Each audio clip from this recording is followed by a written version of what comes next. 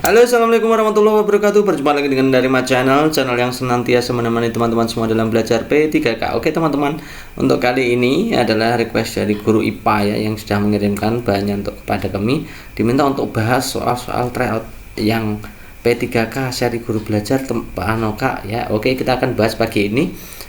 Kita akan bahas semuanya 50 soal ya. Nanti bagi teman-teman yang Anda untuk mengirimkan file, silahkan teman-teman WA saja ya, nanti kirimkan file lewat kami, kemudian kita akan buat pembahasan khusus untuk teman-teman semua. Oke, kita mulai saja untuk pembahasan kompetensi teknis guru IPA yang meliputi mata pelajaran fisika, kimia, biologi. Kita mulai dari nomor yang pertama. Sebuah bola yang semula bergerak menggelinding horizontal dengan kecepatan sebesar 10 meter per sekon pada suatu bidang datar berhenti setelah menempuh jarak 50 meter. Nah, pernyataan berikut yang salah tentang gerakan bola tersebut adalah titik-titik ya. Kita akan analisa ya teman-teman ya. Di situ opsi pilihan gandanya ada hubungannya dengan gaya gesek, oke. Kemudian waktu menggelindingnya, kemudian percepatannya, kemudian kecepatannya mengalami penurunan, terus kemudian perubahan kecepatan bernilai positif. Oke, kita akan bahas satu persatu. Diketahui kecepatan awalnya 10 meter per sekon, kecepatan akhirnya karena berhenti maka kita tulis saja dengan 0 gitu ya, karena berhenti. Kemudian jaraknya adalah 50 meter. Oke. Nah, dari sini karena kecepatan awalnya lebih besar daripada kecepatan akhir, maka dikatakan bahwa kecepatannya mengalami penurunan atau mengalami perlambatan. Kalau kecepatan menurun artinya mengalami perlambatan. Perubahan kecepatannya karena perlambatan, maka perubahan kecepatannya bernilai negatif gitu ya. Nah, kita akan cari untuk S-nya. Kita akan punya rumus mencari jaraknya adalah V0 T dikurangi setengah AT kuadrat. Karena ini perlambatan ya, maka tandanya adalah dikurangi. Kemudian rumus yang lain kita mengetahui bahwa kecepatan akhir sama dengan kecepatan awal dikurangi AT gitu ya. Dari sini kita bisa ambil juga untuk rumus yang lain, yaitu VT kuadrat sama dengan V0 kuadrat dikurangi 2AS. Nah, kita akan menggunakan rumus yang ini dulu, yang terakhir ini ya. VT nya 0 kuadrat sama dengan 10 kuadrat dikurangi 2 kali A kali S nya kan 50 gitu ya teman-teman ya. Maka 0 sama dengan 100 dikurangi 100A. Maka 100A kita pindahkan, yang negatif 100A itu kita pindahkan ke ruas kiri, jadinya positif gitu ya. Positif 100A sama dengan 100, maka nilai A adalah 100 dibagi 100, 1 meter per sekon kuadrat. Nah, percepatannya adalah 1 meter per sekon kuadrat. Karena ini adalah perlambatan, maka tandanya negatif gitu ya. Jadi perlambatannya adalah negatif 1 meter per sekon kuadrat gitu. Karena A nya sudah ketemu, kita cari untuk yang ini. Nah, kita akan mencari waktunya ya. Jadi 0 sama dengan 10, V0 nya kan 10 gitu ya, dikurangi A nya 1 T gitu ya. T nya berarti 10 sekon. Nah, berarti yang ini jelas salah ya, yang lainnya benar. Berikutnya, perhatikan gambar transformator di bawah ini. Ada gambar trafo. Plat besi pada transformator dibuat berlapis-lapis. Fungsi plat besi yang dibuat berlapis pada transformator. Jadi fungsi dari plat besinya apa? Apakah menaikkan efisiensi transformator supaya lebih dari 100%? Nah, tidak ada ya teman-teman. Efisiensi trafo ya 100%, masa lebih dari 100%. Maksimal 100%. Bisa kurang dari itu karena ada arus eddy gitu ya. Yang B, mengurangi disipasi daya akibat arus eddy yang ada pada inti besi. Oke. Yang C, menginduksi. Nah, langsung saja nih teman-teman bisa baca sendiri untuk opsi pilihan gandanya. Kita akan langsung saja menuju ke pembahasannya. Jadi ini gambar trafonya ya, yaitu inti besi dibuat berlapis-lapis gitu ya. Tujuannya ini teman-teman. Jadi inti besi dari transformator itu terbuat dari plat tipis. Tujuannya adalah untuk menaikkan efisiensi trafo gitu ya. Inti besi terbuat dari plat-plat tipis bertujuan untuk memperkecil arus pusaran yang dapat menimbulkan panas gitu ya. Nah, dengan demikian maka energi listrik yang berubah menjadi panas atau perubahan itu disebut disipasi dapat diperkecil. Jadi dapat memperkecil disipasi gitu ya. Semakin kecil energi listrik yang berubah menjadi energi kalor, maka daya transformator semakin tinggi dan efisiensi transformator juga semakin tinggi. Itu ya penjelasannya, saya kasih 5 penjelasan itu. Nah, kembali ke soal. Kita lihat yang A jelas salah ya. Yang B, mengurangi disipasi daya akibat arus eddy yang ada pada inti besi. Yang C, mengurangi kumparan sekunder. Nah, menginduksi kumparan sekunder sehingga menimbulkan tegangan AC. Nah, C salah ya, bukan tujuannya pembuatan lapis itu bukan seperti itu. Yang D, mengurangi disipasi daya akibat arus eddy yang ada pada lilitan sekunder. Nah, arus eddy ini tidak hanya pada lilitan sekunder tapi juga lilitan primer ya, bukan pada di lilitan ya, bukan ada pada lilitan tapi pada di plat besi, inti besinya. Kemudian mentransfer energi juga bukan. Jadi jawaban yang paling tepat adalah jawaban yang B.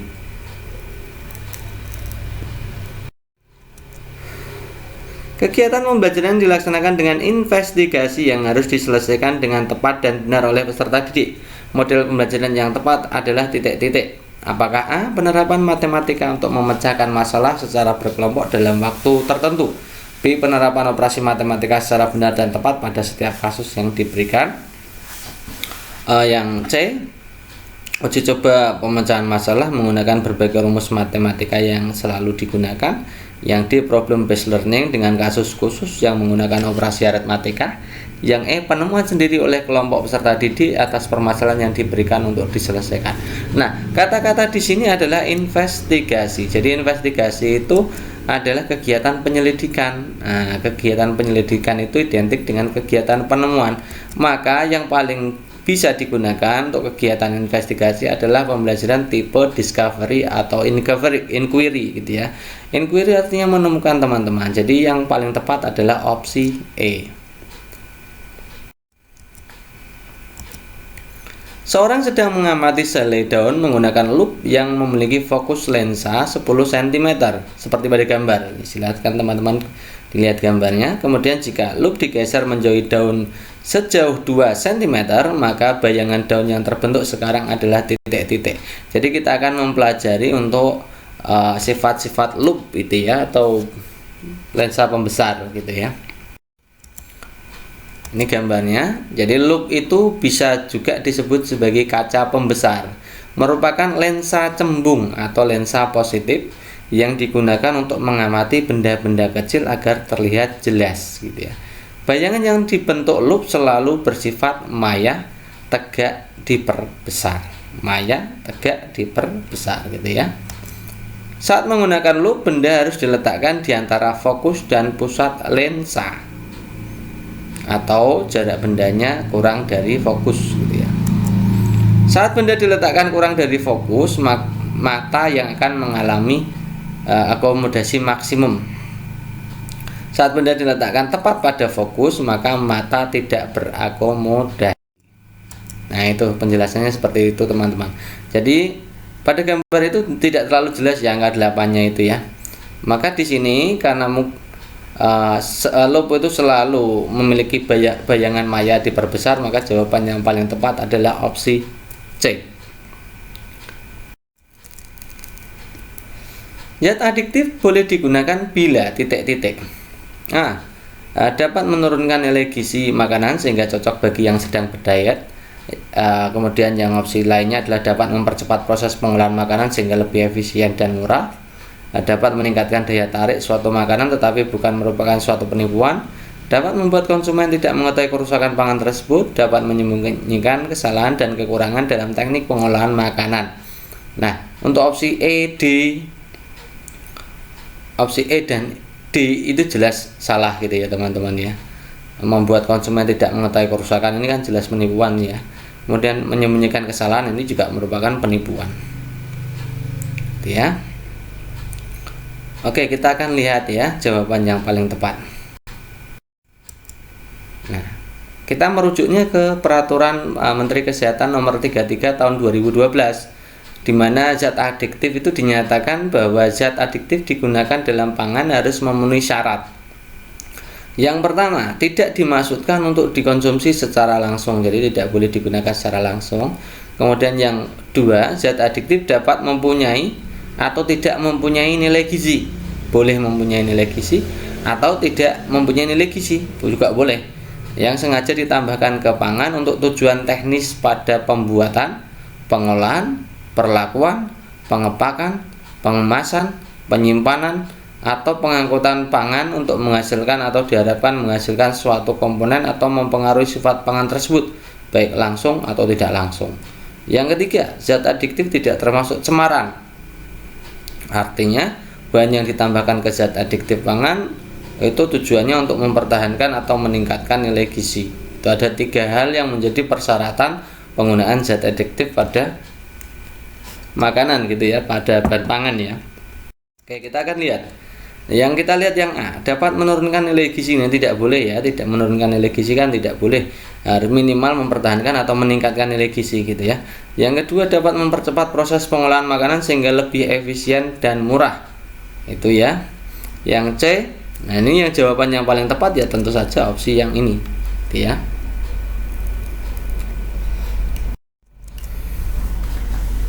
Soda kue yang memiliki rumus kimia NaHCO3 merupakan salah satu bahan dalam adonan kue yang berfungsi sebagai pengembang kue.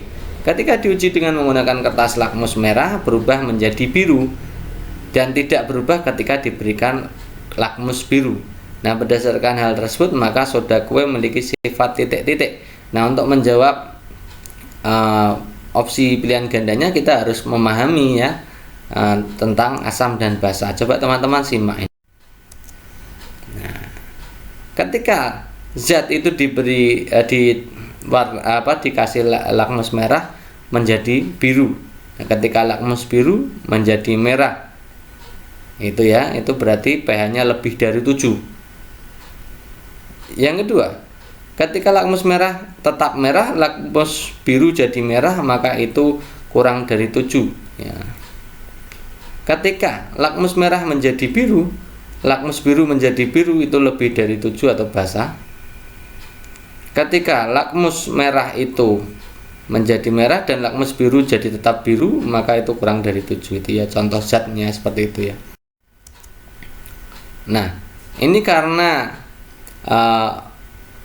merah menjadi biru, maka ini adalah basa. Nah, lebih dari 7 gitu ya. Basa lebih dari 7. Garam yang bersifat basa diukur dengan menggunakan pH meter berada pada rentang pH-nya lebih dari 7.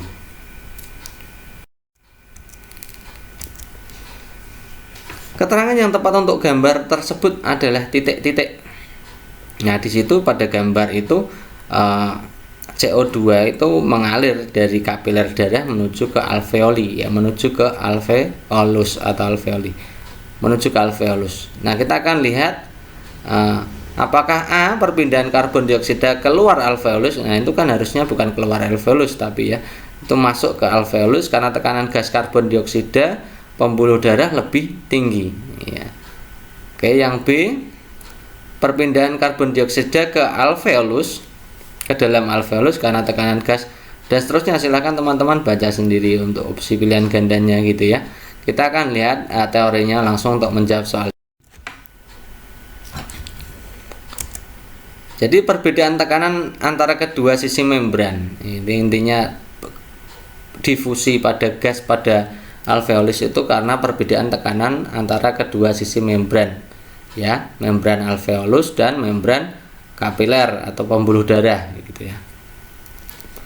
Perbedaan tekanan antara kedua sisi membran merupakan perbedaan antara tekanan parsial gas dalam alveolus lebih besar daripada tekanan gas dalam darah, maka terjadi difusi dari alveolus ke dalam darah gitu ya. Ketika tekanan gas dalam alveolus lebih besar dari tekanan gas dalam darah, maka terjadi difusi atau pengaliran dari alveolus ke dalam darah gitu ya. Kemudian tekanan gas yang tinggi dari dalam alveolus adalah tekanan oksigen. Nah, tekanan yang tinggi pada kapiler darah adalah tekanan karbon dioksida. Nah, hal tersebut akan mengakibatkan oksigen berdifusi ke kapiler darah dan karbon dioksida juga berdifusi ke alveolus. Nah, ini artinya begini teman-teman.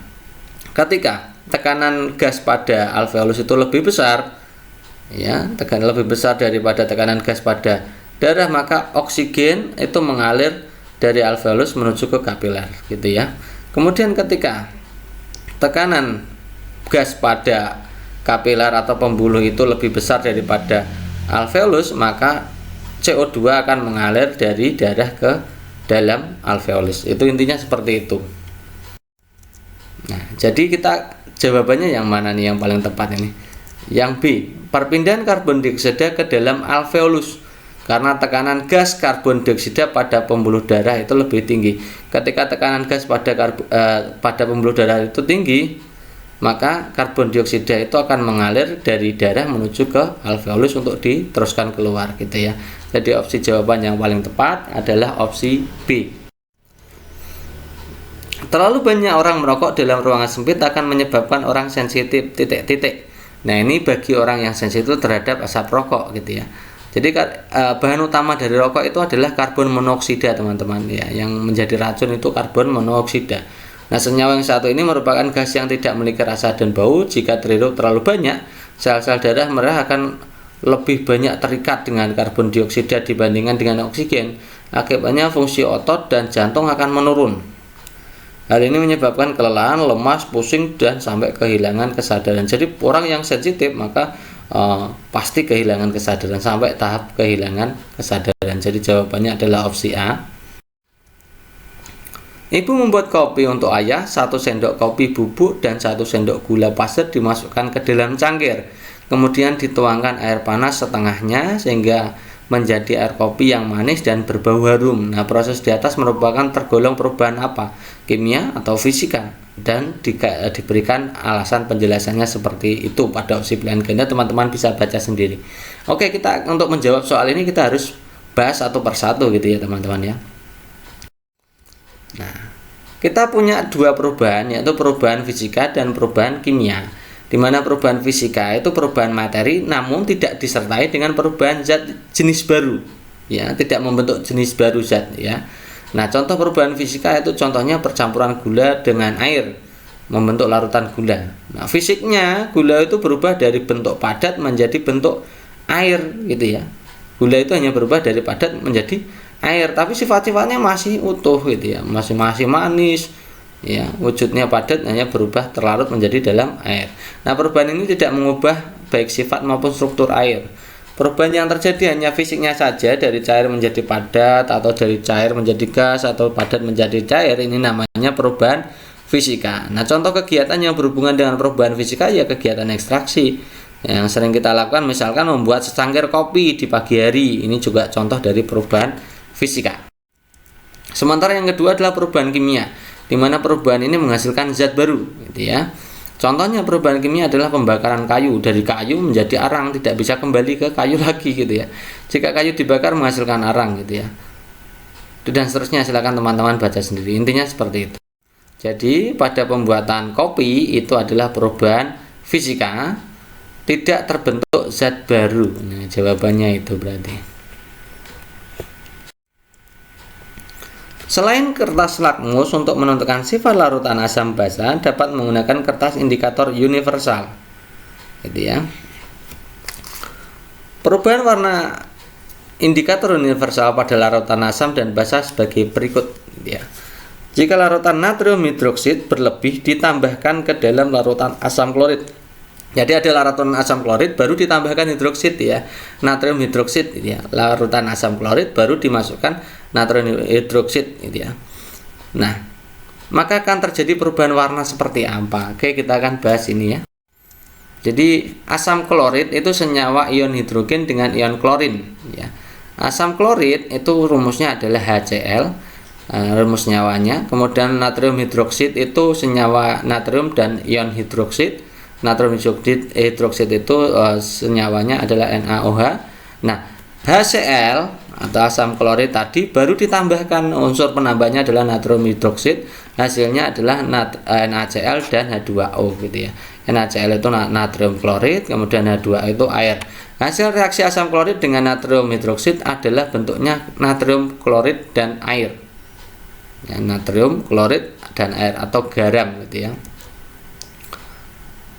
Nah, larutan NaCl adalah garam yang bersifat netral dengan pH 7. Nah, pertama-tama kan asam klorid tadi kan asam kuat, warnanya merah, kemudian diberikan basa maka berubah sampai pada garam bersifat netral, bahannya 7, warnanya biru penuh gitu ya.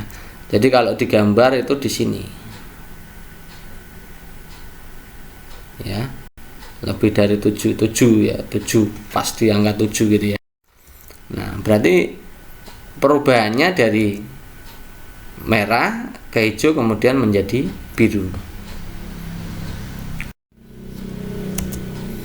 Aspek obedience and punishment orientation adalah orientasi peserta didik masih pada konsekuensi fisik dari perbuatan benar salahnya, yaitu hukuman dan kepatuhan atau peserta didik menilai baik buruk berdasarkan akibat perbuatan. Dan aspek naively egoistic orientation itu orientasi peserta didik pada instrumen relatif terdapat pada masa perkembangan apa. Jadi ada dua, obedience and punishment dan naively egoistic orientation ini masuk pada tahap perkembangan apa? Apakah konvensional, prekognitif, postkognitif, postkonvensional atau postkonvensional kayak gitu ya. Oke, jadi kita akan bahas tahap-tahap perkembangan moral menurut Cohbert. Ya, yang pertama itu tahap prekonvensional. Antara 6 sampai 10 tahun ada dua tahapan di sini, yaitu obedience and punishment dan naively egoistic orientation gitu ya. Obedience and punishment itu anak menilai baik buruk berdasarkan akibat perbuatan. Kemudian kalau naively egoistic orientation itu menilai baik buruk itu berdasarkan kontrak jasa atau imbal jasa gitu ya. Kemudian untuk tahap konvensional ada dua juga, yaitu good boy orientation itu menilai baik buruk berdasarkan persetujuan orang lain. Kemudian authority and social order maintenance orientation ini menilai baik buruk berdasarkan ketertiban sosial. Yang tahap tertinggi adalah tahap postkonvensional itu antara 17 sampai 28 tahun, yaitu constructual legalistic orientation itu menilai baik buruk berdasarkan hukum yang berlaku. Kemudian conscience and principle orientation itu menilai baik buruk berdasarkan hati nurani. Yang ditanyakan tadi adalah obedient punishment and naively egoistic orientation. Jadi maksudnya di tahap pre-konvensional. Jadi jawabannya adalah tahap pre-konvensional. Ada gambar seperti itu teman-teman, hubungan antara kecepatan dan waktu. Pernyataan yang benar berdasarkan grafik tersebut adalah, grafik tersebut. Kita lihat opsi pilihan gandanya di situ yang adanya perubahan kecepatan pada detik 68, jarak tempuh detik 68 dan seterusnya itu ya. Kita akan bahas satu persatu ini untuk menguji A sampai E ini ya. Kita lihat ini, kemudian kita bahas dulu yang detik 0 sampai 6. Detik 0 sampai 6 itu terjadi percepatan ya, karena grafiknya naik gitu ya. Terjadi perubahan kecepatan dari 0 menjadi 6 kan gitu ya. Oke, kita hitung dulu percepatannya pakai rumus PT min V0 T2 T1 gitu ya, atau TT T0 gitu boleh. Jadi kecepatan akhirnya adalah 9, kecepatan awalnya 0, kemudian 6, kecepatan akhirnya 6, kecepatan awal 0, kemudian T2 nya 6, T1 nya 0 gitu ya. 6 dibagi 6 1. Jadi terjadi percepatan 1 meter per sekon kuadrat. Ketika detik 6 sampai 18 itu terjadi percepatan lagi gitu ya. Rumusnya masih sama karena ini percepatan, grafiknya naik kan. Jadi 9 dikurangi 6 dibagi dengan 18 dikurangi 6 gitu.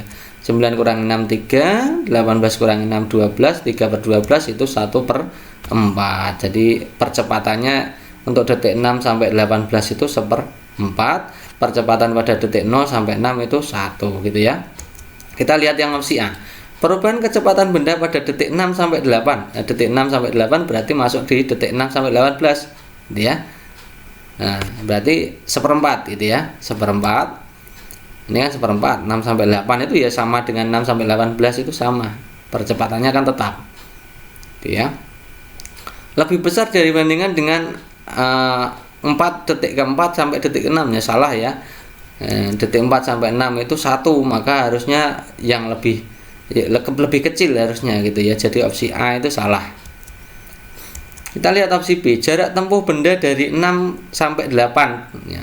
Lebih jauh dari jarak tempuh benda 2 detik setelah benda bergerak dari awalnya diam.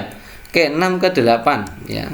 S dari 6 ke 8 kita menggunakan V0 T tambah setengah AT kuadrat gitu ya. V0 nya adalah 6, T nya 2 gitu ya. Karena 6 sampai 8 detik itu kan 2 detik gitu ya. Kemudian setengah A nya menggunakan 1/4, T-nya adalah 2. Nah, jadi 2 kuadrat gitu ya. Jadi 12 tambah setengah kali 1/4 kali 2 pangkat 24, jadi 4 kali 1/4 1, setengah kali 1 setengah, jadi 12 setengah ya. Kemudian yang satunya dari 0 sampai 2, jarak dari 0 sampai 2 kita bisa menggunakan rumus ini sama. V0-nya adalah 0 karena pada 0 sampai 2 berarti V0-nya 0, T-nya 2, setengah, A-nya pakai 1 ya, 1 kali 2 kuadrat. Nah, jawabannya jaraknya ternyata dari detik 0 sampai 2 itu menghasilkan jarak 2. Sementara jaraknya untuk dari menit 6 ke 8 itu 12 setengah gitu ya, 12 setengah, maka harusnya lebih besar gitu ya. Ini salah berarti ya. Ini benar ya, ini benar. Oke, kita lihat lagi yang opsi D. Jarak yang ditempuh benda sejak mengalami penurunan kecepatan lebih pendek dari jarak yang ditempuh pada saat awal diam sampai detik 6. Itu tidak mengalami penurunan kecepatan ya teman-teman, jadi opsi D itu salah. Kalau yang opsi C, nilai percepatan benda setelah detik ke-6 menjadi 1/4 kalinya. Nah, itu hanya jika detik 6 sampai 18 gitu ya, 1/4-nya 6 sampai 18. Kalau hanya setelah detik ke-6 1/4 kalinya, nanti kalau setelah detik 18 bagaimana, kan tidak tahu gitu ya.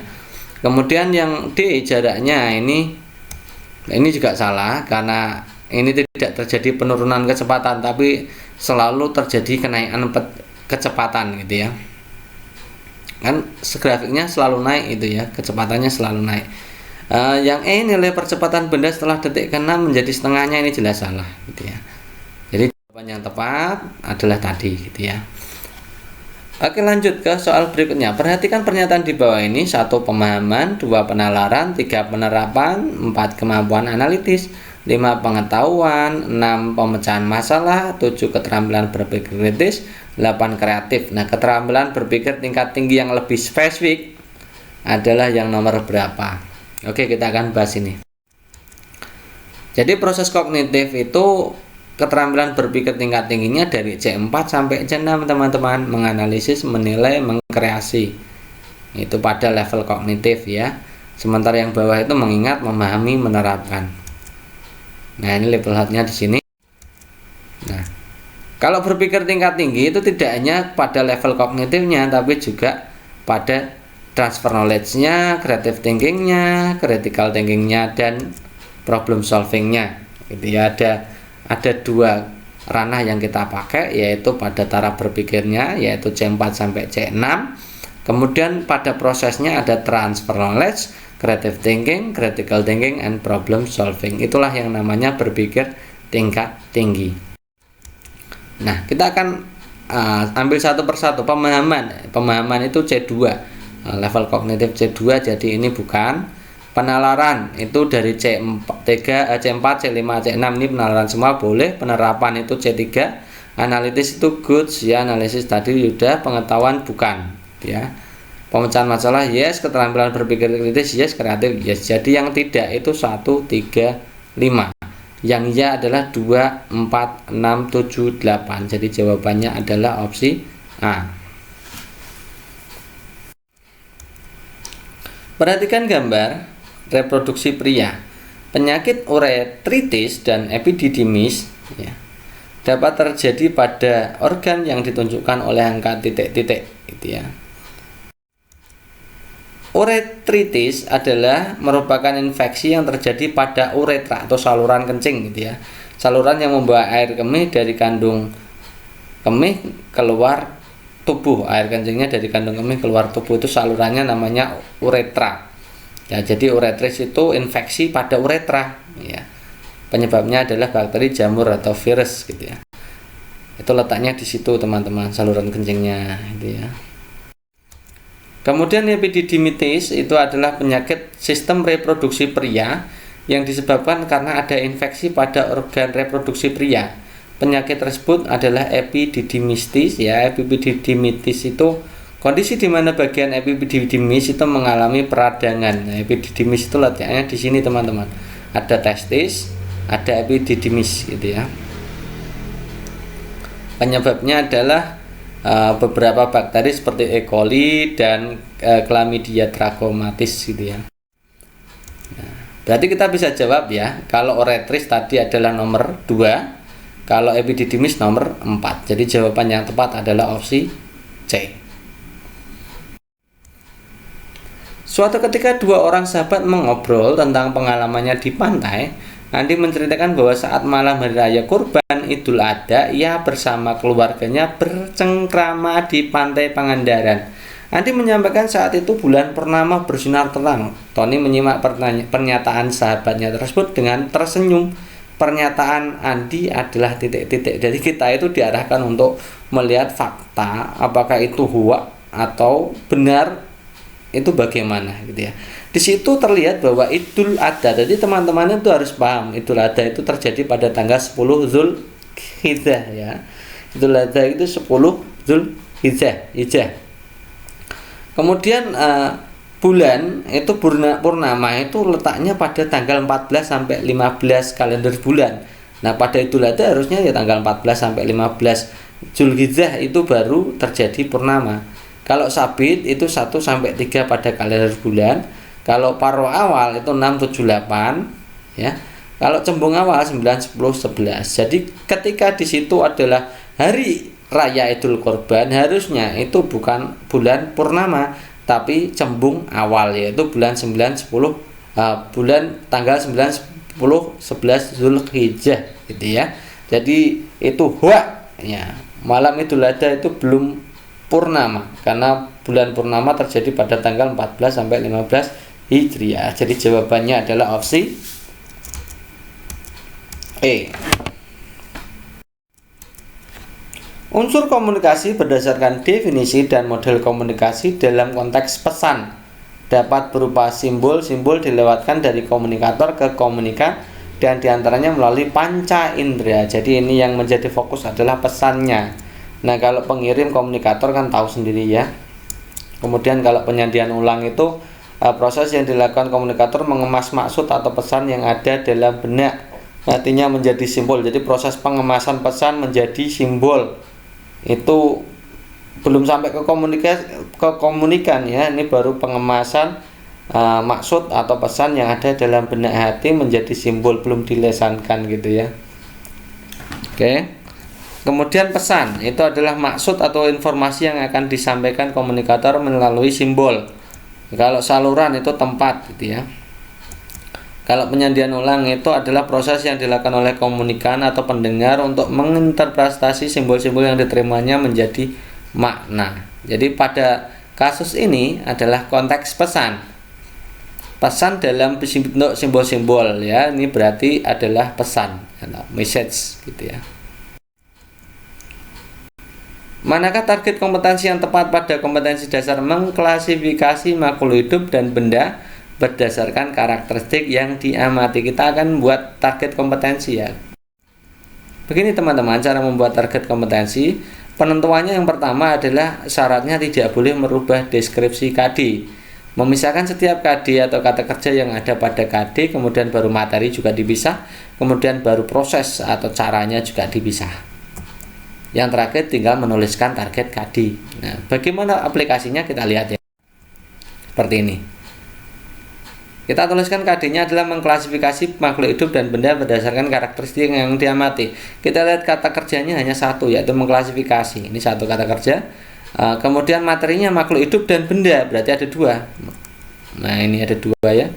Kemudian caranya berdasarkan karakteristik yang diamati hanya 1. Nah, 1 kali 2 kali 1 berarti 2 nanti ya. Ini kalau kita buat kan ini seperti ini. Mengklasifikasikan benda berdasarkan karakteristik yang diamati, mengklasifikasikan makhluk hidup berdasarkan karakteristik yang diamati. Jadi ada 2 seperti ini. Nah karena 2 tadi berarti jawaban yang tepat adalah yang ini. Mengklasifikasikan makhluk hidup berdasarkan karakteristik yang diamati dan mengklasifikasikan benda berdasarkan karakteristik yang diamati. Ada 2 itu ya. Perhatikan grafik kecepatan terhadap waktu dari sebuah benda yang bergerak di bawah ini. Nih gambarnya. Jarak tempuh benda selama 10 sekon sebelum berhenti adalah titik. Nah, 10 sekon sebelum berhenti itu berarti di sini berhentinya. Kemudian ini detik ke-10-nya di sini. Ini titik E-nya gitu ya. Yang ditanyakan adalah S ketika jarak pada detik 0 sampai detik ke-10 gitu ya. Kita lihat nih teman-teman ya. Kita hitung dulu ketika di A sampai B. Ya, dilihat itu gambarnya A, B atau jarak ketika 0 sampai 5 detik. Kita hitung jarak dari 0 sampai 5 detik ini kan terjadi percepatan. Kita hitung dulu percepatannya. Rumusnya percepatan adalah VT dikurangi V0, TT dikurangi T0. VT itu 10 dikurangi 0, kecepatan akhirnya kan 0. Waktunya itu dari 0 sampai 5, berarti 5 dikurangi 0. 10 dibagi 5 berarti ya 2. Nah, ternyata terjadi percepatan 2 meter per sekon kuadrat. Nah, kita akan hitung jaraknya berarti selama 5 detik ini ya. 5 detik ini. Kita cari dari S ke AB ya, SAB. S dari A ke B ya. Jadi 0 kali 5, V0-nya kan 0. 0 kali 5 ditambah setengah, A-nya kan 2. 2 kali 5 kuadrat gitu ya. Jadi 0 ditambah setengah kali 2, 1, 5 kuadrat 25 jadi 25. Jadi jarak ketika 0 sampai 5 detik itu terjadi percepatan, jaraknya adalah 25 meter. Nah, sekarang kita tinggal hitung yang dari B ke E. Dari B ke E atau menit ke 5 sampai ke 10. Jadi selama 5 detik juga. Kan rumusnya V kali T itu terjadi tidak terjadi percepatan, tidak jadi perlambatan, itu adalah gerak lurus beraturan dengan kecepatan tetap. Kecepatan tetapnya adalah 10, jadi 10 kali 5 adalah 50. Totalnya berarti jaraknya berapa? Dari 0 sampai 10 ya 25, kita tambahkan dengan 50, jawabannya adalah 75.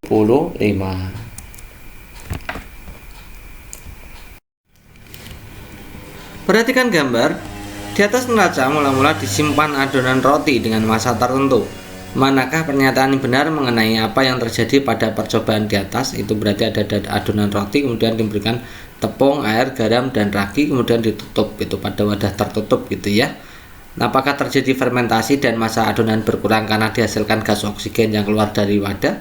Terjadinya fermentasi dan massa adonan berkurang karena dihasilkan gas karbon dioksida yang keluar dari wadah. Terjadinya fermentasi dan massa adonan berkurang karena dihasilkan gas nitrogen yang keluar dari wadah. Terjadinya fermentasi dan massa adonan tetap, tidak ada reaksi kimia yang terjadi. Kemudian terjadinya fermentasi dan massa adonan sebelum dan sesudah reaksi tidak ada perubahan. Itu ya. Kita lihat jadi pada roti yaitu mengembang dengan proses fermentasi itu ada langkah-langkahnya gitu ya. Kita baca dulu ya. Roti yang kita temui dan konsumsi merupakan salah satu produk hasil fermentasi. Fermentasi pada roti dilakukan dengan menambahkan ragi. Tadi kan ada ragi ya. Ragi untuk roti dibuat dari Saccharomyces cerevisiae yang dapat mengubah gula menjadi gas karbon dioksida untuk mengembangkan adonan roti. Nah, gula yang diubah dapat berasal dari tepung maupun gula yang sengaja ditambahkan dalam adonan ya. Kemudian pada ragi terdapat enzim yaitu protease yang dapat memecah protein, lipase yang dapat memecah lemak, invertase yang dapat memecah sukrosa menjadi glukosa dan fruktosa, kemudian maltase yang memecah maltosa menjadi glukosa dan seterusnya. Itu proses mengembangnya dengan proses roti mengembang dengan proses fermentasi. Nah, teori kedua adalah hukum kekekalan massa atau hukum Lavoisier ya. Bunyi hukum ini adalah dalam suatu reaksi jumlah massa sesudah reaksi dan jumlah massa sebelum reaksi adalah tetap. Nah, hukum kekekalan massa dapat terjadi jika reaksi kimia tersebut terjadi di tempat tertutup atau tidak ada reaksi yang keluar dari tempat tersebut. Dari sini, karena di situ adalah wadahnya tertutup, maka terjadinya fermentasi itu tidak mengubah massa. Gitu. Jadi jawaban yang paling tepat adalah opsi E. Nah, kalau terbuka berarti massa adonan itu akan berkurang gitu ya, karena sebagian massa gula berubah menjadi karbon dioksida ya gitu ya.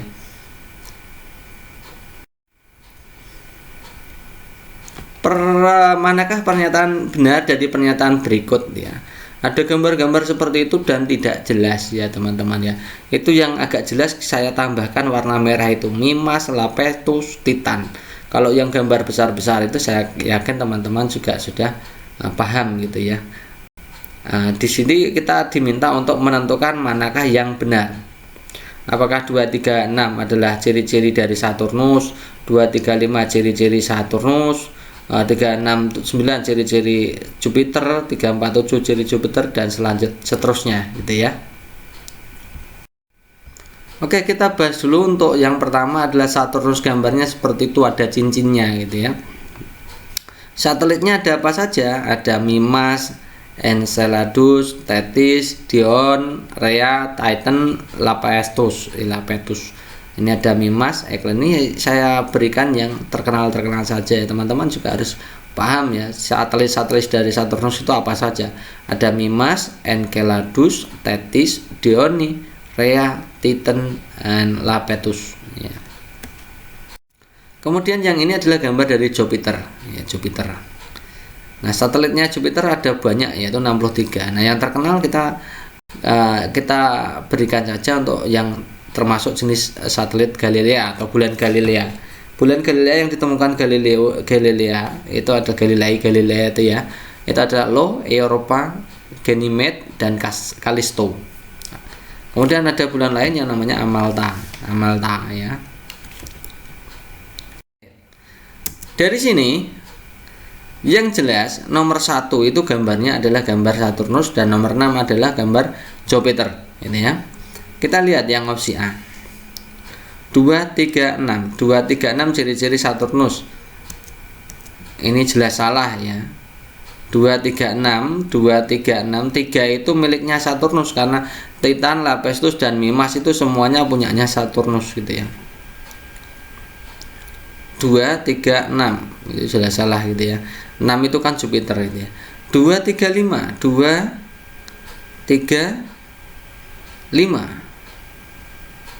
mana 5 ini? 1 2 3 4 5 nya gambarnya tidak ada gitu ya. Kemudian 369 itu ciri-ciri Jupiter. 3 itu padahal punyanya Saturnus, jadi bukan. Kemudian 347 juga bukan, itu bukan Jupiter. 1281 itu jelas bukan gitu ya. Jadi jawabannya adalah opsi yang tidak ada centang, yang tidak ada silangnya ya. Opsi yang paling memungkinkan adalah opsi B, 2 3 5.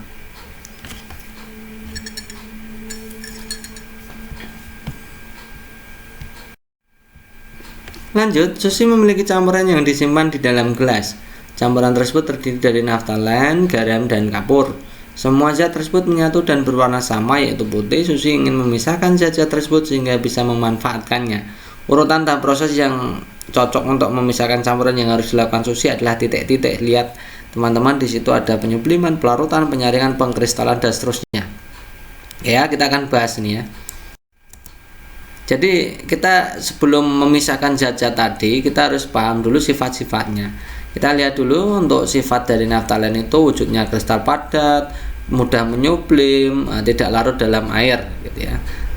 Kemudian untuk sifat garam itu kristal padat, dapat menguap, larut dalam air gitu ya. Kemudian batu kapur itu keras, padat, warna putih, tidak dapat menguap atau menyublim, tidak juga sukar sekali, larut dalam air. Itu ada tiga-tiganya ini. Kemudian kita untuk mengerjakan percobaan itu kita harus mengidentifikasi dulu mana zat yang mudah menyublim, mana zat mudah larut air, dan zat yang sukar larut air ya. Zat yang paling mudah menyublim itu naftalen. Nah, kalau proses yang mudah menyublim berarti kita membutuhkan sublimasi ya. Zat yang mudah larut air itu garam dapur, zat sukar larut air itu kapur. Nah, dari kelarutan itu kita mengenal kristalisasi gitu ya. Nah, langkah-langkahnya seperti apa? Coba perhatikan teman-teman. Langkah-langkahnya untuk memisahkan 3 jenis tadi ya.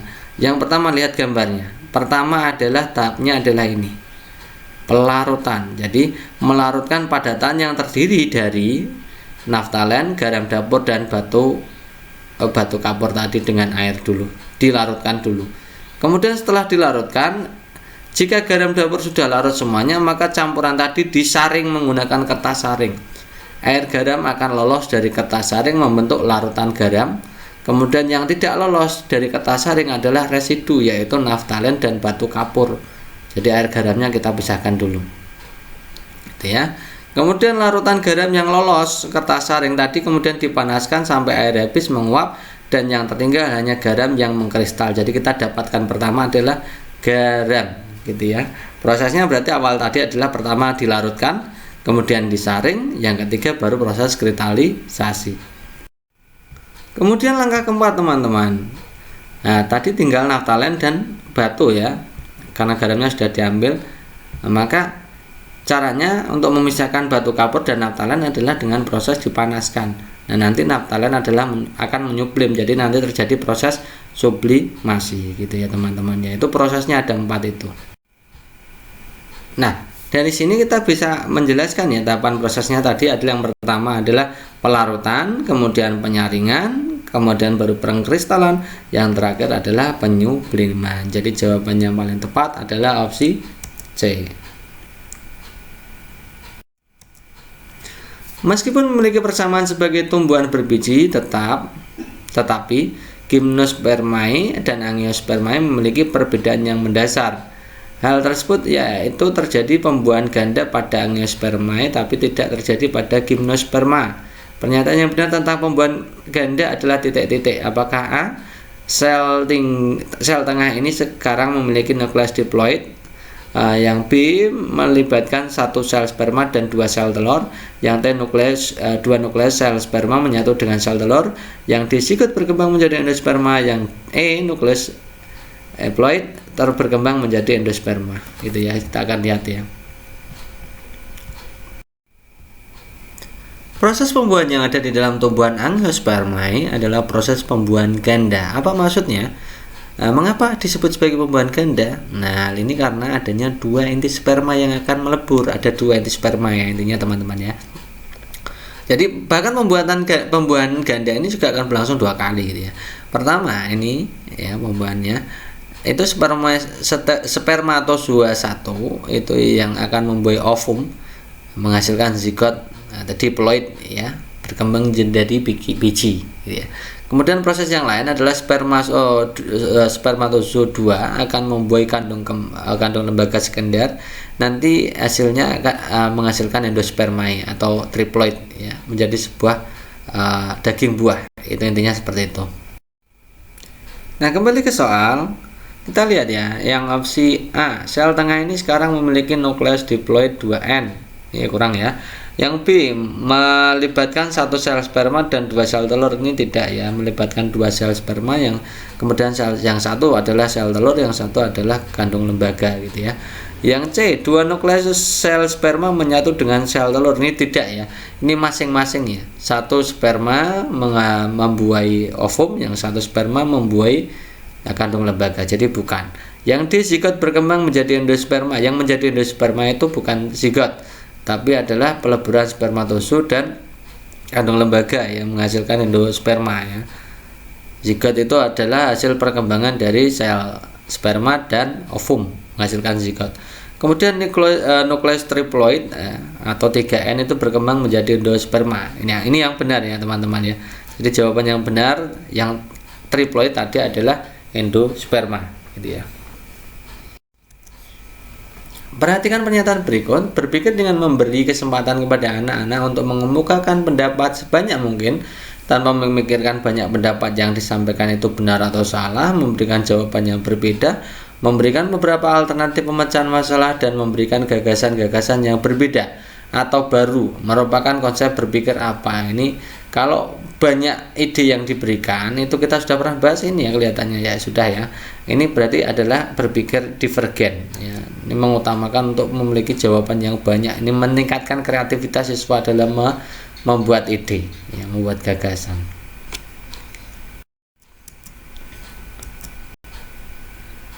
Pasangan yang tepat untuk nama zat adiktif dan jenis zat adiktif dari tabel di atas adalah titik. Nah, ini tentang pewarna, penyedap, pengawet, dan pemanis. Oke, kita akan bahas satu persatu. Nah, ini saya buatkan tabelnya seperti ini. Kalau pewarna itu misalkan kunyit itu warna kuning, cabai merah, gula karamel untuk warna coklat, keluak itu untuk coklat hitam, daun suci itu untuk hijau, daun jati, daun bit itu warna merah. Kalau penyedap itu contohnya merica, ketumbar, kunyit, laos. Jadi kunyit itu bisa jadi pewarna juga sebagai penyedap ya. Laos, daun salam, serai, cabai. Nah, cabai juga pewarna juga penyedap gitu ya. Tomat, vanili, garam, cuka, jeruk. Kalau pengawet garam, gula, kunyit, bawang putih, kepayang atau keluak, cuka. Nah, jadi cuka itu selain sebagai penyedap juga pengawet juga bisa, garam juga demikian, juga sebagai penyedap juga sebagai pengawet. Gula juga demikian, bisa menjadi pemanis, bisa menjadi pengawet gitu ya. Kalau pemanis gula tebu, aren, gula kelapa, madu, kurma, stevia gitu ya. Jadi soal ini mana yang paling tepat?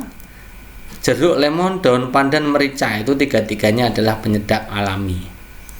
Kemudian cabai, kunyit, keluak itu pewarna gitu ya. Madu, gula merah ini pemanis mesti gitu ya. Garam, gula ini pengawet gitu ya. Jadi jawaban yang paling tepat adalah ini 1B. Nah, gambar di atas menunjukkan salah satu proses pembuatan keramik. Mengapa proses tersebut perlu dilakukan? Jadi gambar ini tuh gambar apa sih gitu ya. Kita akan lihat satu persatu ya. Apakah untuk menaikkan keregangan pada bahan?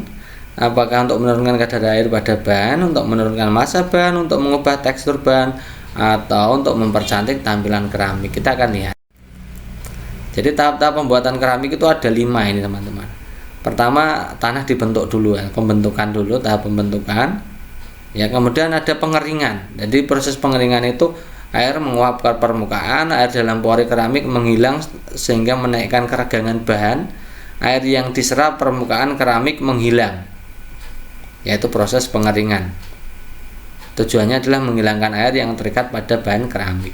Kemudian setelah dikeringkan baru dibakar ya. Proses pembakaran ini pengubahan bahan yang rapuh menjadi bahan yang padat, keras dan kuat ya, diikuti dengan menghilangnya sebagian berat keramik gitu ya. Jadi ketika proses pembakaran itu ya memang banyak massa keramik yang hilang gitu ya. Kemudian glasier itu penghalusan, ini bahasa katanya ini penghalusan proses keramik melalui proses pengeringan ya. Melapisi permukaan keramik melalui proses pengeringan. Jadi dilapisi keramik yang tadi dilapisi.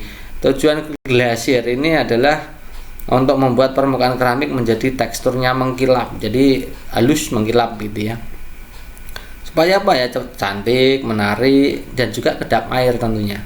Yang terakhir adalah tahap lukisan, ini membuat motif-motif supaya menarik gitu ya. Ada 5 tahap itu ya. Nah, pada gambar ini adalah tahap gambar pembakaran, itu di bagian belakang ada tungkunya, itu ada apinya gitu ya.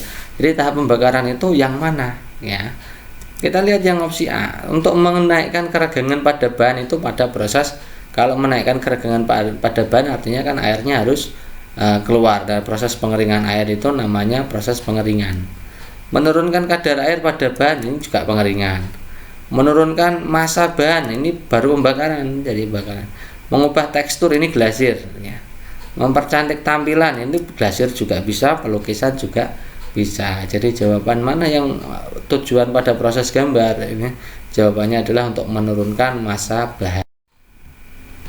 Pada KD membandingkan siklus hidup berbagai jenis makhluk hidup serta mengaitkannya dengan upaya pelestariannya. Pengembangan materi pengayaan pada KD tersebut adalah titik-titik. Jadi ini yang ditanyakan adalah materi pengayaan. Ingat teman-teman ya, ada materi kunci, ada materi pendukung dan materi pengayaan. Nah, kalau materi kunci itu letaknya pada gridnya ya. Gridnya pada IPK-nya seperti apa. Kalau membandingkan itu maksudnya di level apa. Kemudian kalau kunci berarti ya sama. Kalau pengayaan di atasnya indikator atau materi kunci. Kalau yang mendukung berarti di bawah materi kunci gitu ya. Kita lihat ini membandingkan. Membandingkan itu maksudnya di berapa, evaluasi berapa, menyebutkan di KD-nya apa, level kognitifnya berapa, menganalisis apa, menjelaskan apa, membandingkan apa. Gitu cara bekerjanya seperti itu. Nah, kita akan cari untuk materi pengayaan berarti yang di atasnya. Yang di atasnya level kognitif yang membandingkan gitu ya. Nah, ini teman-teman harus menghafal ini ya. Jadi C1 sampai C6 ini tadi membandingkan ini masuknya berarti di C4 gitu ya. Membandingkan, lihat kata kerjanya teman-teman, dihafalkan saja.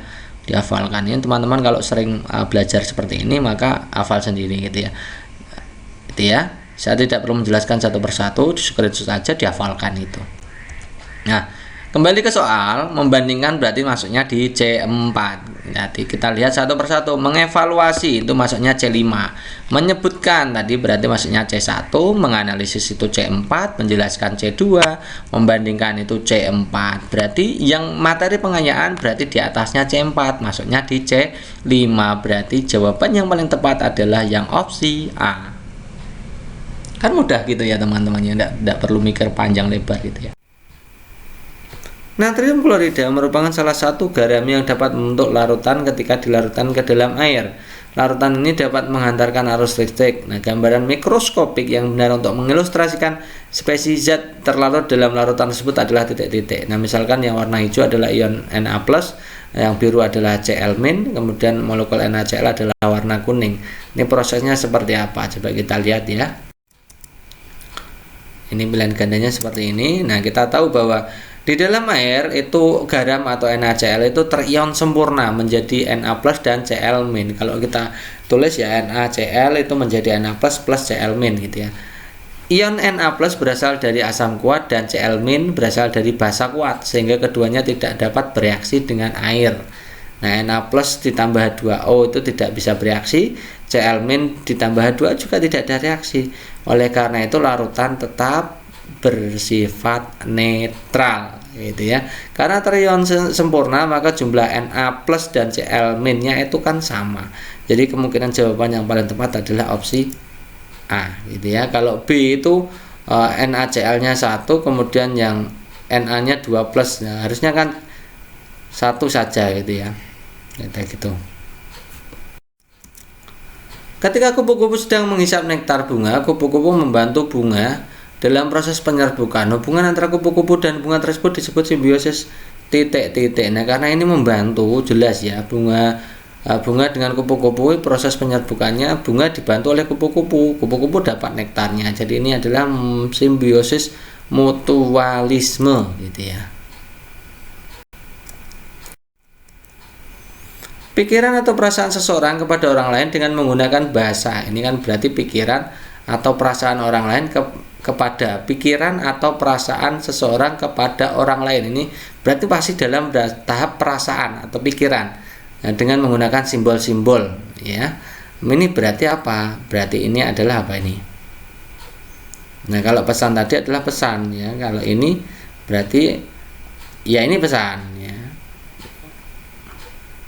Pesan, pikiran atau perasaan seseorang kepada orang lain dengan menggunakan konsep bahasa adalah berarti pesan. Kalau komunikan itu pendengar, kalau komunikasi prosesnya, kalau saluran itu medianya, kalau informasi itu ya sebenarnya sama dengan pesan ya, sama ya. Tapi kalau informasi yang ditangkap oleh pendengar gitu ya. Jadi jawaban yang paling tepat adalah pesan. Pasangan yang tepat antara hewan dan jenis adaptasinya kita lihat ya. Jadi kalau beruang kutub ini memiliki rambut tebal supaya menjaga suhu tubuh. Kalau cumi-cumi mengeluarkan cairan tinta. Kalau jengking itu adalah ini mengeluarkan racun. Ya, kemudian bunglon ini kalau landak itu kulit berduri. Kalau kumbang itu pura-pura mati. Kalau bunglon memiliki lidah panjang. Jadi yang paling cocok yang mana ini? B gitu ya. 1C, 3D, 5B, 6F. Louis Pasteur melakukan percobaan penyempurnaan dan percobaan yang dilakukan Spallanzani dengan melakukan percobaan menggunakan labu leher angsa. Pertama-tama kaldu direbus hingga mendidih, kemudian didiamkan.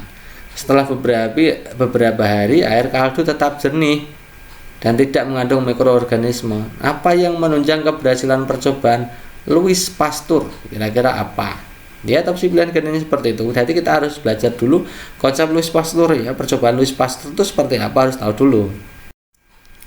Nah, Louis Pasteur itu percobaannya saya bacakan ya. Pertama-tama kaldu direbus hingga mendidih. Tujuannya apa? Untuk memastikan bahwa kaldu tersebut tidak ada mikroba yang ada di situ dulu ya. Kita akan membuktikan bahwa teori abiogenesis itu salah. Jadi yang benar adalah teori biogenesis. Nah, pertama kaldunya itu direbus dulu supaya untuk memastikan tidak ada mikroba yang ada di kaldu.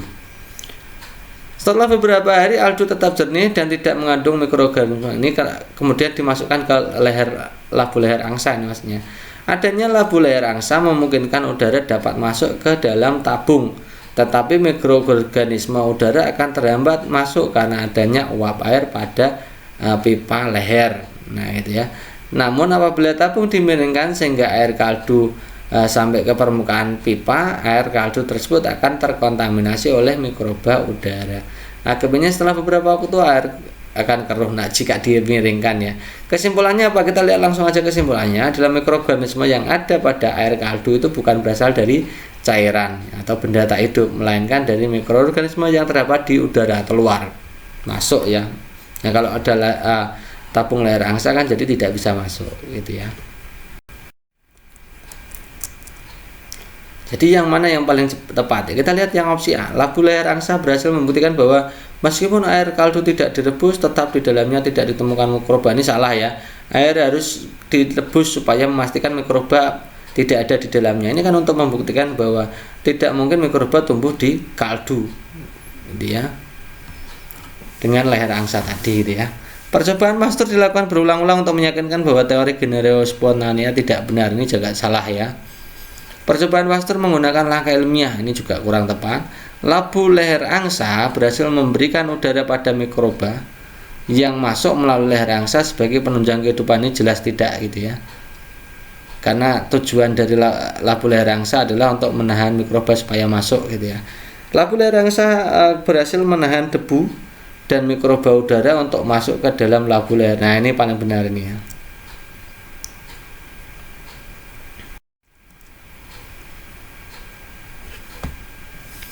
Pembelajaran yang dikembangkan dengan penataan kondisi secara ketat, reinforcement, dan hukuman ini merupakan unsur-unsur yang sangat penting. Teori ini hingga sekarang masih mendominasi praktek pembelajaran di Indonesia. Implikasi dari teori behavioristik yang apa? Apakah trial error, shaping, stimulus response, konseptualisasi, conditioning? Nah, ini kata kuncinya adalah penataan kondisi yang tepat, adanya reinforcement dan hukuman gitu ya. Kalau shaping ini adalah bagian dari teorinya Skinner, atau ini biasanya dengan prinsip-prinsip Skinner gitu ya. Ada reinforcement, punishment, shaping, extension, antecedent, dan perubahan gitu ya. Ini teorinya Skinner ya. Kemudian kalau trial error ini mencoba-coba, ini teorinya Thorndike. Kemudian conditioning, ini teorinya Pavlov. Kemudian kalau konseptualisasi David Colt ya. Teman-teman bisa baca sendiri. Nah, kalau yang diminta adalah adanya reinforcement dan hukuman, berarti ini adalah teorinya shaping gitu ya. Ini masuk di shaping ini. Teori humanistik dalam pembelajaran biasanya memiliki ciri-ciri apa? Humanistik. Nah, kita sudah pernah pelajari ya, humanistik itu ciri-cirinya yang pertama memanusiakan manusia, kemudian ada apa itu namanya? Aktualisasi diri, ekspresi diri. Ada 3 hal yang penting itu ya. Aktualisasi, ekspresi diri, kemudian memanusiakan manusia. Jadi jawaban yang paling tepat adalah opsi E. Kita lihat ada tabel nama senyawa dan rumus molekul gitu ya. Perhatikan tabel di atas, berdasarkan tabel di atas mana yang merupakan senyawa organik. Jadi kita akan bahas mana yang merupakan senyawa organik, mana yang merupakan senyawa anorganik gitu ya. Jadi senyawa organik adalah senyawa molekuler, kandungannya adalah karbon dan hidrogen. Atom karbon, atom hidrogen. Nah, contohnya apa? Glukosa, monosakarida, asam amino, asam lemak, dan seterusnya. Itu yang senyawa organik lain, misalkan dalam kehidupan sehari-hari ya bensin atau kemudian parafin, gas metan, gas asetilena, dan sebagainya. Ini pokoknya kalau ada unsur C dan H-nya itu biasanya adalah senyawa organik. Kemudian kalau senyawa anorganik itu kalau tadi CH ya, tetapi ada beberapa yang ada unsurnya C tapi bukan organik. Kalau CH pasti banyakkan organik ya. Kalau ini C itu kadang-kadang ya anorganik. Contohnya karbon monoksida, karbon dioksida, kalsium karbonat, asam sianida. Ini contoh-contoh dari senyawa anorganik ya. Contoh senyawa organik yang ada dalam tubuh manusia adalah air dan mineral dan lain-lain. Jadi kalau etana itu bensin sama nih ya, bensin itu organik, glukosa juga organik, karbon dioksida dan kalsium fosfat itu jelas anorganik. Jadi jawabannya adalah 1, 2. Bangun dasar tubuh moluska telah berkembang dengan berbagai cara pada kelas yang berlainan dalam satu film. Ya, di antara 8 kelas, 4 diantaranya yaitu Polyplacopora atau chitin, Gasteropoda itu yang meliputi bekicot dan slug, Bivalvia atau remis atau apa itu kerang, tiram, Cephalopoda itu cumi-cumi, gurita, nautilus gitu ya. Penjelasan tepat untuk Gasteropoda. Ini Gasteropoda ini kemana ini? Tentang spesifikasi dari Gasteropoda itu seperti apa. Oke, kita akan lihat sebelum menuju ke opsi pilihan gandanya, kita akan lihat dulu Gasteropoda itu seperti apa, Bivalvia, Cephalopoda dan lain-lain. Pertama, untuk moluska yang pertama adalah Polyplacopora ya. Itu hidup di laut, cangkang dengan 8 lempeng, ada 8 lempeng gitu ya. Kaki digunakan untuk lokomosi atau perpindahan, kepala tereduksi.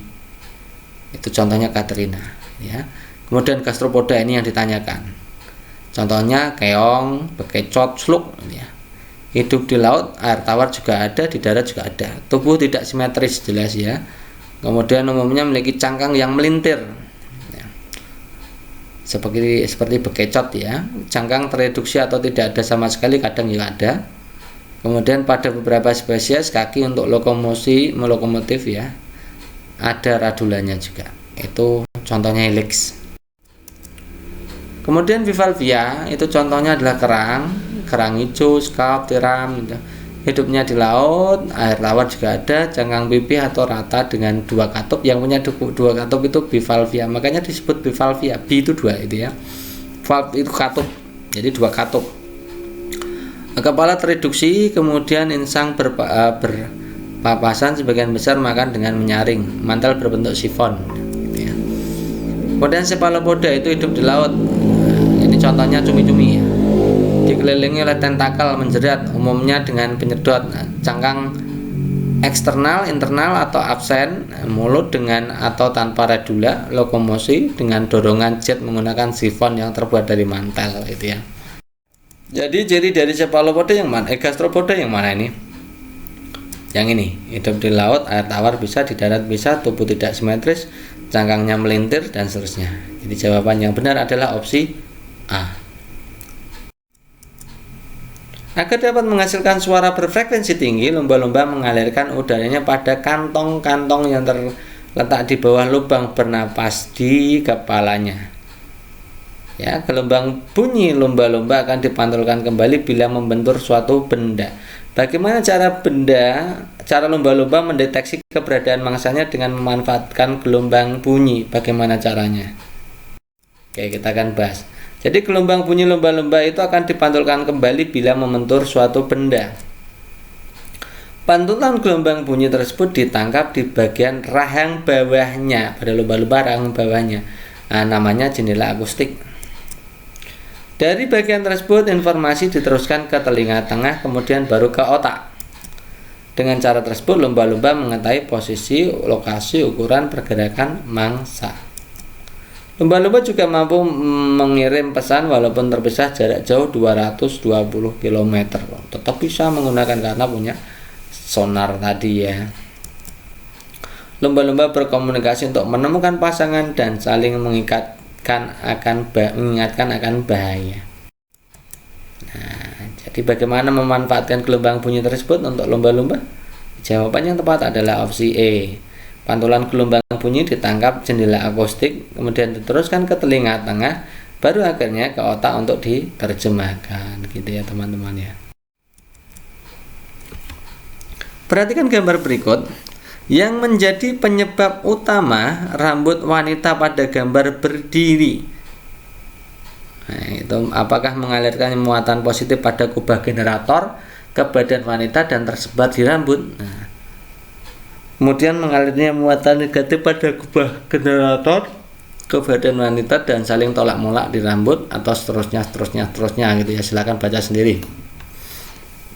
Kita akan bahas tentang percobaan generator Van de Graaff ya tadi ya. Jadi arus listrik itu mengalir menggerakkan motor generator.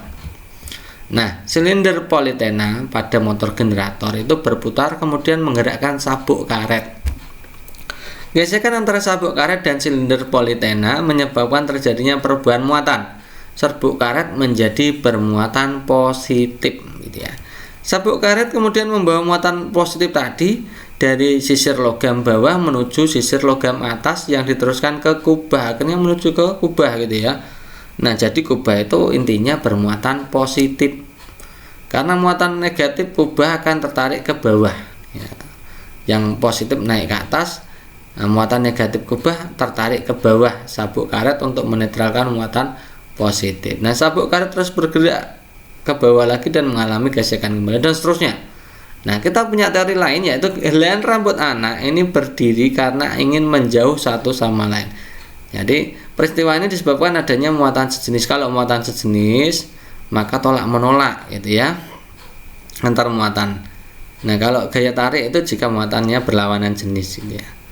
Kalau sejenis tolak menolak. Jadi ketika rambut itu berdiri, berarti kan sejenis, gitu ya. Nah, berarti ini jawabannya ini mengalirnya kan tadi kubahnya kan mengalir listrik positif ya, muatan positif pada kubah generator, oke. Ke bagian wanita saling tolak menolak di rambut. Oke, ini jawaban yang tepat adalah opsi B.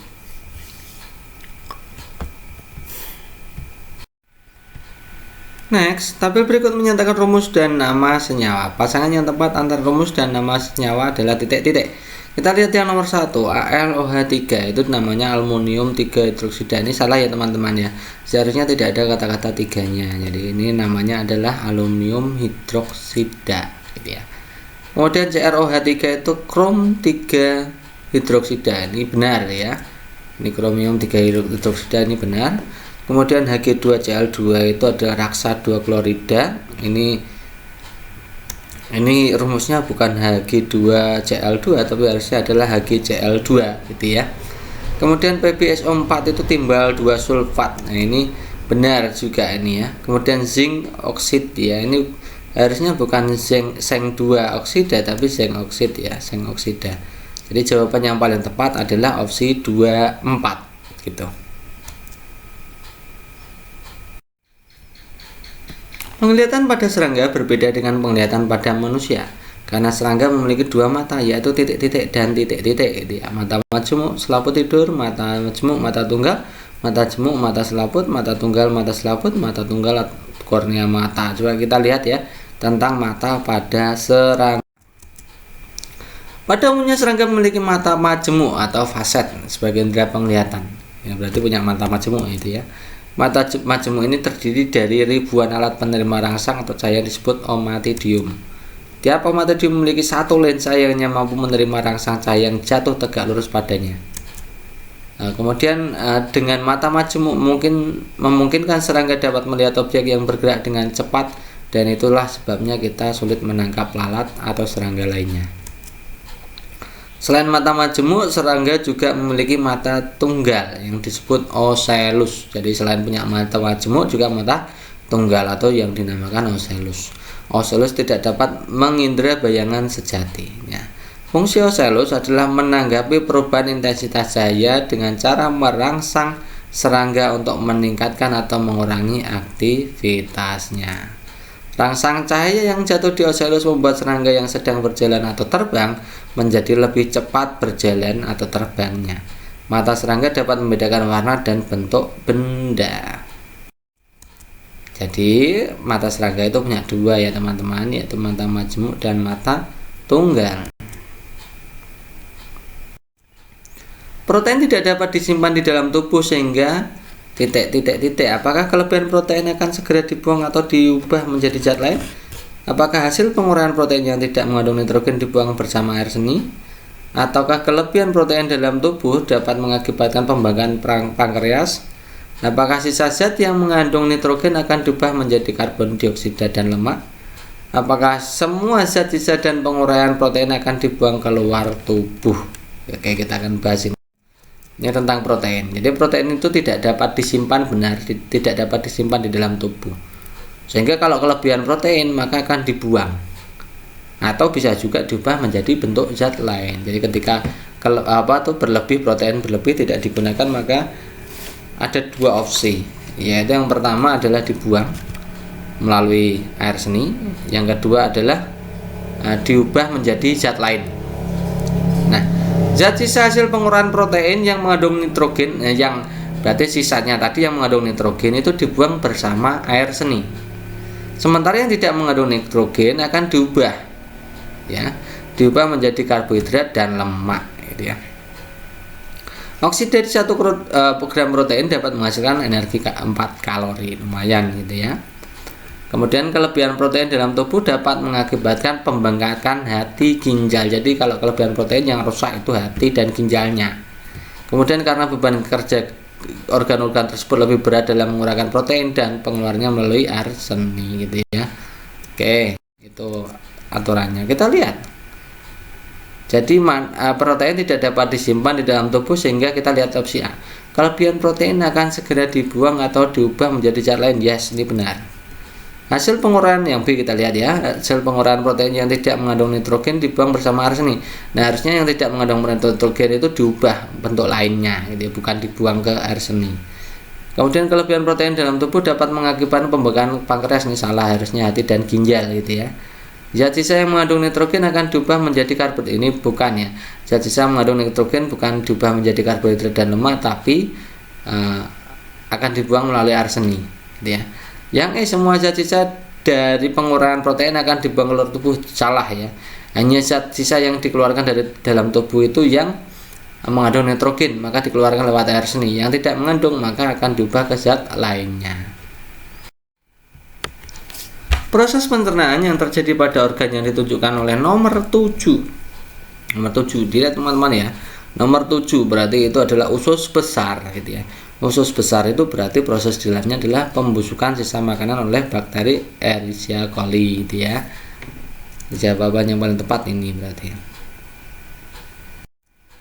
Berikutnya, pada saat perayaan tahun baru 2021, Samantha bercerita pada temannya bahwa saat merayakan Natal di Australia, ia bersama adiknya bermain boneka salju di halaman rumahnya. Nah, Samantha bercerita saat itu salju turun dengan derasnya. Perkataan Samantha itu benar apa salah? Nah, ini teman-teman akan menganalisa kondisi musim di Australia, gitu ya.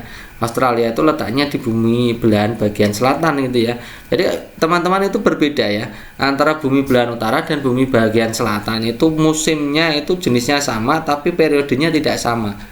Ya, masanya tidak sama. Misalkan musim salju di belahan utara itu tidak yang belahan bumi selatan tidak sama musim saljunya, gitu ya. Kita akan cek ya. Kita akan cek pernyataan tadi. Jadi ada dua musim ya. Dua jenis pada belahan bumi, yaitu belahan bumi selatan dan belahan bumi utara. Pada belahan bumi selatan, misalkan Australia, Selandia Baru dan bagian selatan Amerika Latin itu ya. Itu musim panas itu berlangsung pada bulan Desember sampai Februari. Musim gugur itu Maret Mei, musim dingin itu Juni Agustus, musim semi itu September November. Itu belahan bumi selatan. Jadi ketika bulan Desember sampai Februari itu musimnya panas. Ya, tadi karena Australia itu kan belahan bumi selatan. Jadi masuknya harusnya itu tidak ada salju, harusnya adalah musim panas, gitu ya. Kemudian kalau di belahan bumi utara itu musim semi itu Maret Mei, panas itu Juni Agustus, gugur itu September November, dingin itu Desember Februari. Nah, kalau misalkan di Jepang itu benar, kalau di Jepang itu musim Desember sampai Februari ketika Natal itu adalah turun salju, gitu ya. Tapi kalau di Australia tidak demikian, karena Australia itu kebalikannya ya. Belahan bumi utara itu kebalikannya bumi selatan, masalah musim. Jadi kita bisa simpulkan bahwa yang dilakukan, yang diceritakan oleh Samantha itu adalah hoax. Ya, hoax karena di Australia itu bukan musim salju, harusnya adalah musim panas saat bulan Desember sampai Februari. Lumba-lumba menghasilkan suara berfrekuensi tinggi dengan cara apa? Mengalirkan udara ke lubang bernapas yang ada di atas kepalanya, menghirup udara dari kantung-kantung di bawah lubang pernapasannya, mengambil napas melalui lubang bernapas waktu muncul di permukaan air, menghirup udara melalui lubang bernapas yang ada di bagian atas kepalanya, mengalirkan udara pada kantung-kantung di bawah lubang bernapasnya. Oke, kita akan lihat bagaimana sih cara lumba-lumba menghasilkan suara berfrekuensi tinggi. Nah, ini gambar lumba-lumba ya, cantik sekali gitu ya. Oke, bagaimana cara kerja sistem sonar pada lumba-lumba gitu ya. Lumba-lumba bernapas melalui lubang yang ada di atas kepalanya. Nah, bernapasnya lewat lubang di atas kepalanya. Di bawah lubang ini terdapat kantung-kantung kecil berisi udara. Agar dapat menghasilkan suara berfrekuensi tinggi, lumba-lumba mengalirkan udara pada kantung-kantung ini. Jadi di bawahnya lubang tadi ada kantung-kantung kecil. Nah, tadi berarti mengalirkan udara pada kantong-kantong ini supaya menghasilkan frekuensi yang tinggi, suara dengan frekuensi yang tinggi. Selain itu, kantong udara ini juga berperan sebagai alat fokus bunyi ya. Itu intinya seperti itu. Jadi jawabannya yang mana? Mengalirkan udara pada kantong-kantong di bawah lubang bernapasnya. Dan jawabannya adalah opsi E. Perkembangan kognitif peserta didik sekolah dasar pada taraf operasional konkret, sehingga mereka merasa kurang memahami materi pelajaran yang disampaikan gurunya secara verbal. Proses pembelajaran tersebut akan efektif jika disertai dengan menggunakan media. Jadi media yang cocok untuk anak sekolah dasar yang karena konkret, maka yang paling cocok adalah lingkungan sekitar. Kalau monitor itu kan belum konkret juga ya, poster, foto, buku, yang paling bagus ya lingkungan sekolah. Otot merupakan kumpulan dari sel-sel otot yang membentuk jaringan dan berfungsi untuk menggerakkan organ tubuh. Otot diklasifikasikan menjadi 3 jenis otot, yaitu otot polos, otot lurik, otot jantung. Perbedaan antara otot lurik dan otot polos dan otot jantung adalah titik-titik. Ini otot lurik itu punya spesifikasi apa sih yang membedakan dengan otot polos dan otot jantung? Kita akan bahas itu. Lalu kita akan simpulkan mana pilihan ganda yang sesuai. Ini ada 3 jenis otot, saya tuliskan semua di situ. Yang pertama otot lurik, bentuknya lurik, bekerjanya sadar, dia cepat lelah, gitu ya. Itu contoh dari otot lurik. Oke, gitu ya. Berarti pertama bentuk lurik, bekerjanya sadar, artinya Anda itu punya otorisasi untuk menggerakkan itu, mengatur itu, ya. Cepat lelah, cepat berkontraksi, itu contoh dari otot lurik, ciri-ciri dari otot lurik. Kemudian kalau otot polos itu bentuk polos, kemudian lambat, reaksi lambat, relaksasi lambat, kontraksi juga lambat, senang-senang ya. Karena ini adalah jenis otot yang tak sadar atau otonom ini ya. Otot polos tergantung otot tak sadar. Nah, contohnya adalah pada otot di usus halus, rahim, kantong empedu dan lain-lain gitu ya.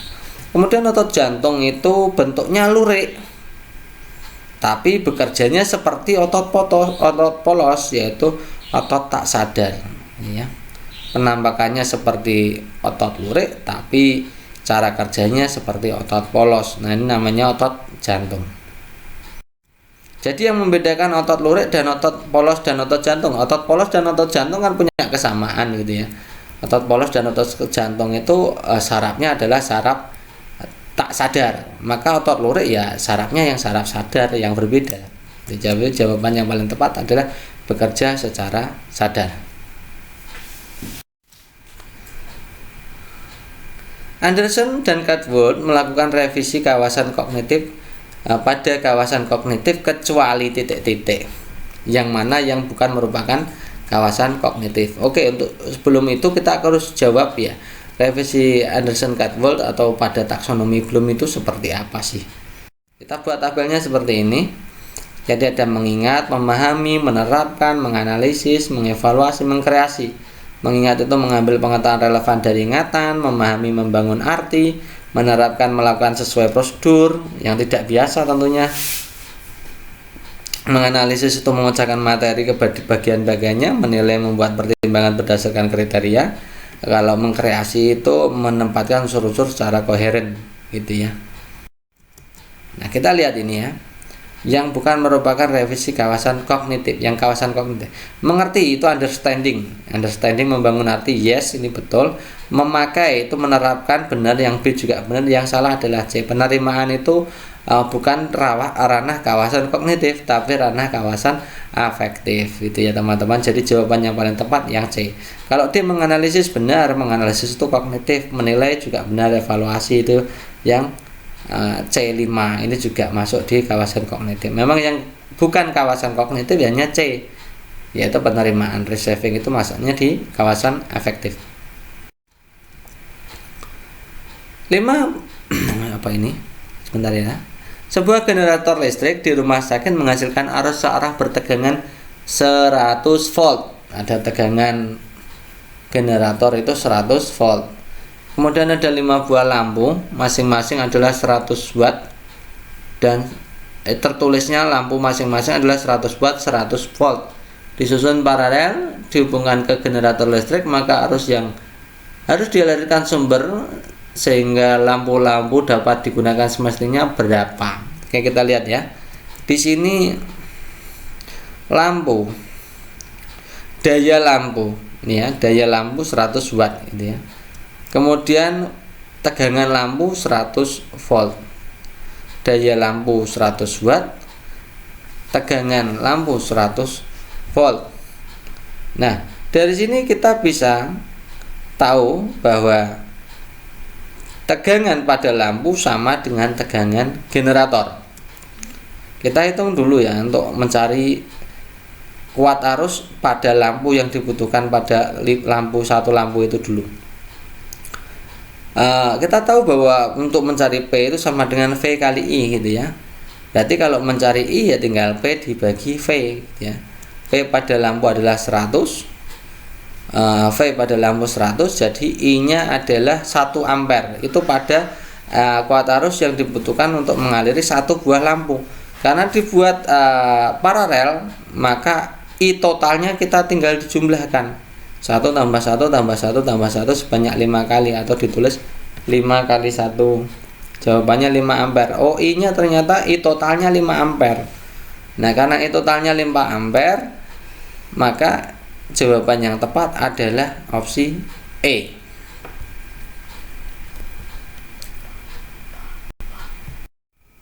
Perhatikan pernyataan berikut. Nah, mengganti kumparan primer dengan jumlah lilitan yang lebih sedikit, mengganti kumparan sekunder dengan jumlah lilitan yang lebih banyak, menaikkan nilai tegangan di kumparan primer, menurunkan tekanan di kumparan primer, kemudian membuka inti besi yang ada di tengah-tengah kumparan. Ya, membuka inti besi yang ada di tengah dua kumparan. Pernyataan yang tidak sesuai untuk menaikkan tegangan. Ya, menaikkan tegangan gitu ya. Di kumparan sekunder trafo adalah titik-titik. Kita lihat ya, ini berarti menaikkan tegangan di kumparan sekunder trafo, berarti ini adalah jenisnya adalah step up gitu ya. Oke, begini teorinya teman-teman. Yang pertama, jika lilitan primernya lebih banyak daripada lilitan sekunder, maka tegangan pada kumparan yang sekunder, tegangan pada sekunder itu lebih kecil daripada kumparan primer. Artinya kumparan primernya memiliki tegangannya lebih tinggi daripada kumparan sekunder. Dalam hal ini disebut step down ya, trafo step down. Tegangan pada sekunder lebih kecil daripada tegangan primer. Bagaimana kalau kita sebaliknya? Misalkan lilitan pada primer itu lebih sedikit daripada lilitan sekunder, maka itu naik ya. Maka itu juga step up. Itu step up ya. Berarti tegangan pada primer lebih kecil daripada tegangan pada sekunder gitu ya. Itu namanya step up. Ya, sekundernya lebih besar daripada primer, itu step up. Nah, menurut rumus itu ada hubungan perbandingan senilai antara banyaknya lilitan dengan tegangan. Itu ada hubungannya. Jadi kalau lilitannya banyak, maka tegangannya juga akan semakin tinggi gitu ya. Efisiensi trafo pada kenyataannya tidak pernah mencapai 100%, karena biasanya sebagian energi listrik yang masuk dalam kumparan primer diubah menjadi energi kalor.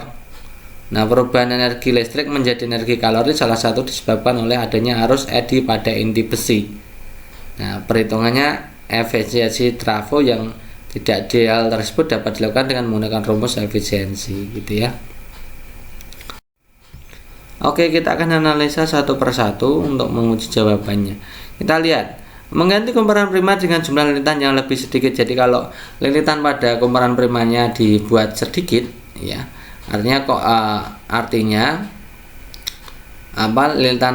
lilitan sekundernya lebih banyak daripada lilitan primer, maka ini namanya adalah step up.